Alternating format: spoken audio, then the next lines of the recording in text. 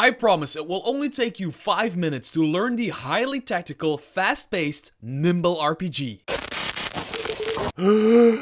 This video will go over the basics of Nimble RPG and how to start playing it, and it will assume that you already have a little bit of experience with other tabletop RPGs. Nimble RPG uses a 3-point action economy system, which means in the first turn of combat you get 3 action points to spend to your liking. At the end of your turn you will regain set action points, so you better make sure to spend all of your action points in your turn. You can spend an action point to either attack, cast a spell, move, or assess the situation. Now if you decide to attack more than once, every attack beyond the first one will gain a level of disadvantage, a mechanic that I will talk about a little bit later. Now, since you regain all of your action points at the end of your turn, there's also stuff you can do when it is not your turn, and these are called reactions, and you can spend one of your action points to do a reaction. Now, reactions are always things that trigger when something happens to or around your character, and these involve defend, interpose, an opportunity attack, or the help action. Now, please be advised that if you decide to use your action points on reactions when it is not your turn, you start your next turn with fewer action points.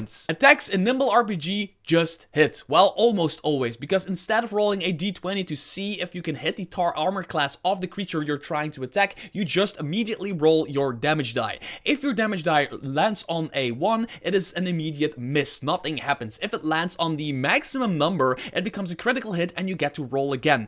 If you then again roll the maximum number on that die, you get to roll again and again and again until infinity, or until your luck runs out. Now, since there are weapons in Nimble RPG that use 2 dice, of course you need to select one die that is the leading die that decides whether the attack is a miss or a critical hit. If you have 2 of the same ones, you can select the left one as the leading die. So you roll them, the one that lands mostly to the left for you is the leading one, which decides if it is a miss or a critical hit. If a 10 becomes a critical hit, you only get to roll one extra die together with the 2 dice you already rolled. If that one lands on another critical hit, you can add another one, and so on, and so on, and so on. So naturally, that means that if you use a weapon that uses a d6 as its damage die, it means you get 1 out of 6 chances to score a critical hit, but you also have 1 chance out of 6 to miss, meaning that the chance of scoring a critical hit upon a critical hit upon a critical hit is much higher than, for example, on a d12.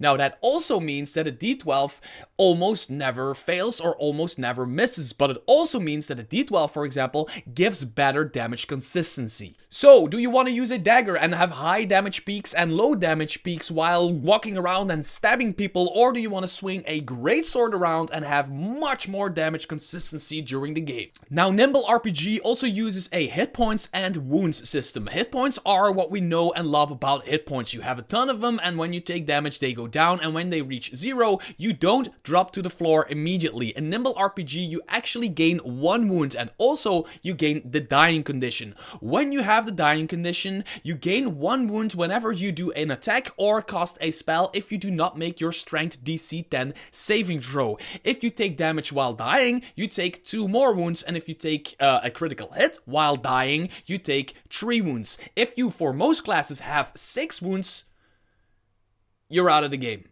It's important to state that every wound you get under 6, of course, because then you're dead, gives you a -1 to any d20 roll you make outside of combat. Now, resting also works a little bit differently in Nimble RPG. There's field rests and there is safe rests. Safe rests are the type of rests that we can make inside of a castle, inside of an inn, or any other place where we can undo ourselves from our armor and lay in bed for 8 hours straight. After a safe rest, heroes recover all of their hit points, hit dice, and mana, and other class-specific resources, and heal 1 wound. So yes, if you have 5 wounds, you need to stay in bed and rest up for 5 days straight.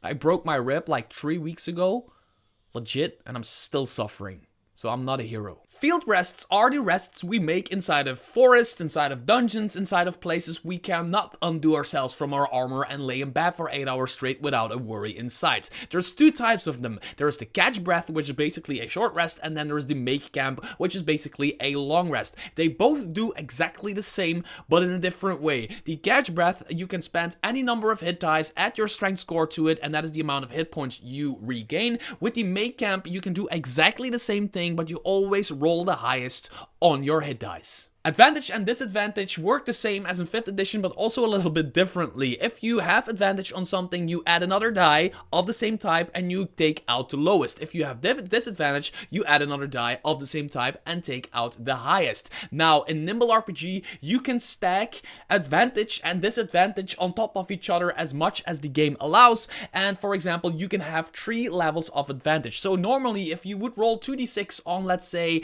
you're swinging a big ass axe around that does 2d6 damage, you roll your 2d6, but you can get to roll it with advantage. You can add another d6, but maybe you have 2 levels of advantage on that. You can add another d6, but maybe you also have 2 levels of disadvantage on that, and you can add then just go. And that's it. Those were the bare essentials to Nimble RPG. You can now sit down and start playing the game. Now, there's of course class-specific things that you need to figure out for yourself, or hang around because I'm gonna do videos on that as well in the near future. If you want to see more Nimble RPG content on my channel, make sure to hit the thumbs up, subscribe under this video, because that of course tells the algorithm that you like this type of content. I am very excited about Nimble RPG. I actually really want to start playing it as one of my main RPGs, and until next video, bye bye.